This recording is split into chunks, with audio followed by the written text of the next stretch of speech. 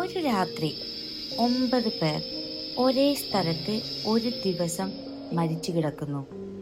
മരണത്തിന്റെ കാരണം എന്താണെന്ന് 60 വർഷം കഴിഞ്ഞിട്ട് ഇന്നും തെളിയിക്കാൻ പറ്റിയിട്ടില്ല. 1959 റഷ്യയിലെ ഉറാൽ മൗണ്ടൻസിൽ ഒരു സംഭവം നടന്നു. ഇന്നും അതിന്റെ സത്യാവസ്ഥ ആർക്കും മുഴുവനും മനസ്സിലാക്കാനോ ആ മിസ്റ്ററി സോൾവ് ചെയ്യാനോ സാധിച്ചിട്ടില്ല. അതുകൊണ്ട് തന്നെ ചരിത്രത്തിലെ ഏറ്റവും വലിയ അൺസോൾവഡ് മിസ്റ്ററികളിൽ ഒന്നായി ഈ കേസും കിടക്കുകയാണ്. അവർ 9 പേരുണ്ടായിരുന്നു. 10 പേരുണ്ടായിരുന്ന അവരുടെ യാത്ര ഒരാൾ ഹെൽത്ത് ഇഷ്യൂ മൂലം പിൻവാങ്ങുന്നു. അങ്ങനെ ആ യാത്രയിലെ ആളുകൾ 9 മാറുന്നു. അവരൊരു എക്സ്പെഡിഷന് വേണ്ടി, പര്യടനത്തിനു വേണ്ടി ഇറങ്ങി. കാട്ടിനുള്ളിലേക്ക് അവർക്ക് പോകാമായിരുന്നിട്ടും അവർ മഞ്ഞുമലയുടെ സ്ലോപ്പിലാണ് ടെന്റ് കെട്ടിയിട്ടുണ്ടായിരുന്നത്. അവരിലെ മെയിൻ ലീഡർ ആയിരുന്നു ഉറാൽ ഡാറ്റ്ലോ. അദ്ദേഹത്തിന്റെ പേരിലാണ് ഇപ്പോൾ ഈ മിസ്റ്ററി കേസ് അറിയപ്പെടുകയും ചെയ്യുന്നത്. ആ പ്രദേശത്തെയും ഇപ്പോഴും അദ്ദേഹത്തിന്റെ പേരിലാണ് അറിയപ്പെടുന്നത്. ഇവർ ഒരു സാധാരണക്കാരായിരുന്നില്ല. എല്ലാവരും എക്സ്ട്രീം കണ്ടീഷനിൽ പോലും സർവൈവ് ചെയ്യാൻ ട്രെയിൻഡായ ട്രക്കേഴ്സ് ആയിരുന്നു. അവരാരും തന്നെ ഇങ്ങനെയൊരു അവസ്ഥയിൽ കാണപ്പെടുമെന്ന് ഒരിക്കലും ആരും പ്രതീക്ഷിച്ചില്ല. കാരണം അവർ അത്രയ്ക്ക് ട്രെയിൻഡായ ആളുകളായിരുന്നു. പക്ഷേ അത്രയ്ക്ക് എക്സ്പീരിയൻസ്ഡ് ആയ ഇവർക്ക് പോലും ആ രാത്രി കൊണ്ട് എന്തോ ഒരു നിയന്ത്രണം നഷ്ടപ്പെട്ടു. 1959 ഫെബ്രുവരി 1 അവർ മലയുടെ സ്ലോപ്പിൽ ഇങ്ങനെയൊരു ടെന്റ് സെറ്റ് ചെയ്തിട്ടുണ്ടായിരുന്നത്. പിന്നീടുള്ള രാത്രി എന്താണ് സംഭവിച്ചത് എന്ന് ഇന്നും വ്യക്തമല്ല. റെസ്ക്യൂ ടീം അവരെ കണ്ടുകിട്ടുമ്പോൾ കാര്യങ്ങളൊക്കെ വളരെ വിചിത്രമായിട്ടായിരുന്നു ഉണ്ടായിരുന്നത്. ആദ്യത്തെ 2 പേരെ കണ്ടെത്തിയത് ഒരു വലിയ മരത്തിന് താഴെയായിരുന്നു. അവരിൽ ഒരു ചെറിയ ഫയർ ഉണ്ടാക്കിയ ട്രേസസ് നമുക്ക് കണ്ടെത്താൻ പറ്റി. അടുത്ത 3 പേർ ടെന്റിലേക്ക് തിരിച്ചു വരാൻ ശ്രമിച്ച വഴിയിൽ മരിച്ചു. അവസാന 4 പേരുടെ കേസ് വളരെ ഡിസ്റ്റർബിംഗ് ആയിരുന്നു. ഇവർക്കുണ്ടായിരുന്നത് സ്ട്രേഞ്ച് ആയിട്ടുള്ള ഇഞ്ചറീസ് ആയിരുന്നു. ഒരാളുടെ ചെസ്റ്റ് ക്രഷ് ആയിട്ടുണ്ടായിരുന്നു. മറ്റൊരാളുടെ ടങ്ക് അഥവാ നാവ് മിസ്സിംഗ് ആണ്.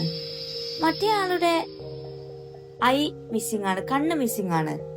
പിന്നെ ഒരാൾക്ക് തലച്ചോറിന് സ്കള്ളിനാണ് ഫ്രാക്ചർ ഉണ്ടായിട്ടുള്ളത്. പക്ഷെ ഇവർക്കൊന്നും എക്സ്റ്റേണലി പുറംഭാഗത്തായിട്ട് ഒരു രീതിയിലുള്ള ഒരു അപകടങ്ങളും ഇവർക്കൊന്നും കാണാനില്ലായിരുന്നു. ഒരു മുറിവ് പോലും ഇവരുടെ പുറം ശരീരത്തിൽ കാണാനില്ലായിരുന്നു. മറ്റൊരു വിചിത്രമായ കാര്യം എന്താണെന്ന് വെച്ചാൽ അവരുടെ ഫുട് പ്രിന്റ്സ് കണ്ടാൽ അവർ കാമായി നടന്നു പോയതുപോലെയാണ് കാണപ്പെട്ടത്. അവർ പാനിക് ആയിരുന്നെങ്കിലും അവർ ഒരു കൺട്രോൾഡ് ആയിരുന്നു എന്ന് തോന്നും. കാരണം റെസ്ക്യൂ ടീം മുന്നോട്ട് പോയപ്പോൾ കണ്ടെത്താൻ കഴിഞ്ഞത് അവരുടെ ടെന്റ് അകത്തു നിന്നും കീറിയ രീതിയിലാണ് കണ്ടെത്തിയത്. പുറമേ നിന്നും മറ്റൊന്നും ആക്രമിച്ച രീതിയിലല്ല. അതുപോലെ തന്നെ അവരുടെ കാലുകൾ ഇത്രയും തണുത്ത മഞ്ഞിൽ, അവർ 30 ഡിഗ്രി സെൽഷ്യസ് തണുപ്പിൽ അവർ ഒരു സോക്സ് പോലും ഉപയോഗിക്കാതെ വെറും കാലോടുകൂടെയാണ് നടന്നത്. ഒരിക്കലും ഒരാൾക്കും അത്രയും തണുത്ത മഞ്ഞിൽ അങ്ങനെ നടക്കാൻ സാധിക്കില്ല. അതിനാലാണ് ഇവര് എന്തോ ഒന്നിന്റെ കൺട്രോളിൽ ആയിരുന്നുവെന്ന് പറയുന്നത്. അവരിൽ പലരും അർദ്ധനഗ്നരായിരുന്നു. പിന്നെ ആദ്യം മരിച്ചവർക്ക് ഹൈപ്പോതെർമിയ അഥവാ ശരീരത്തിന്റെ താപനില കുറഞ്ഞു പോകുന്ന അവസ്ഥയാണ് എന്ന് കണ്ടെത്തിയിട്ടുണ്ട്. ഇതൊക്കെ കഴിഞ്ഞിട്ടും മിസ്റ്ററി ഇവിടെ അവസാനിച്ചിട്ടില്ല. അവരുടെ ഒരു ക്യാമറ ആ പ്രദേശത്ത് നിന്നും കിട്ടി. അതിൽ ലാസ്റ്റ് ഫോട്ടോ ഒക്കെ വളരെ നോർമൽ ആയിരുന്നു. പിന്നെ കിട്ടിയ ഒരു ഡയറിയിൽ എവറിത്തിങ് ഗോയിങ് വെൽ എന്ന് എഴുതിയിട്ടുണ്ടായിരുന്നു. അവരുടെ വസ്ത്രങ്ങളിൽ റേഡിയേഷൻ ട്രേസസ് കണ്ടെത്തിയിരുന്നു.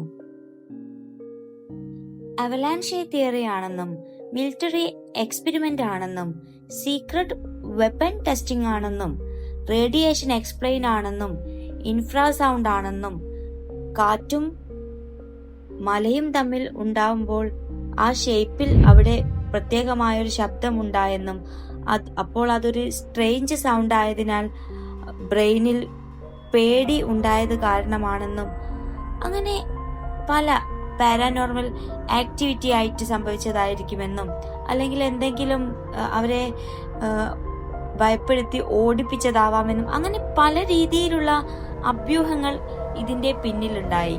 പക്ഷെ ഇതിനൊന്നിനും ഒരു കാരണത്തിന് പോലും തെളിവുണ്ടായിരുന്നില്ല എന്നതാണ് സത്യം. സോളിഡ് ആയിട്ടുള്ള ഒരു പ്രൂഫ് ഇല്ലാത്തതിനാൽ തന്നെ ഇതെല്ലാം തള്ളിപ്പോയി.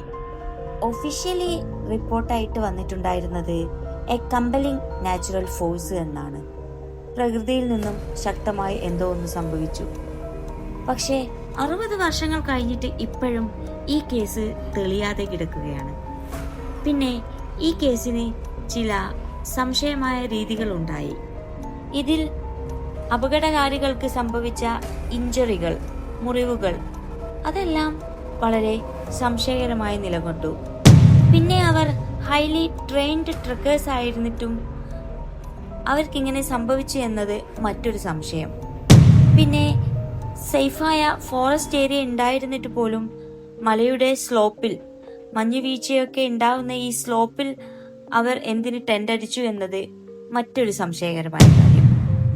ആ 9 പേർ ഒരേ ഭയത്തോടു കൂടി ആ രാത്രി എന്തിനെയോ നേരിട്ടു. എന്തിനെയാണവർ നേരിട്ടത്? ഇന്നും അത് ആ മലയിലുണ്ടോ? എന്തായിരിക്കും അവരുടെ മരണത്തിന് കാരണമായി വന്നത്? ഇതുപോലെയുള്ള മറ്റ് മിസ്റ്ററി കഥകൾ കേൾക്കാനായി ചാനൽ ഫോളോ ചെയ്ത് കൂടെ കൂടിക്കോളൂ.